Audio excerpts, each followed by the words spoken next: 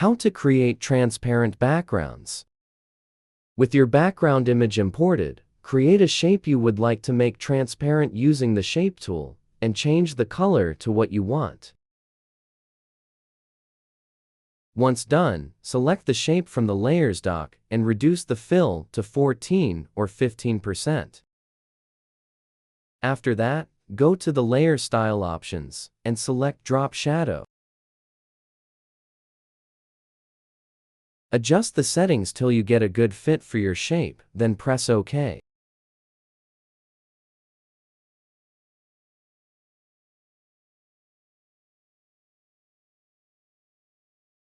To make it more interesting, you can add a blur filter to the shape to give it a blurry transparent effect,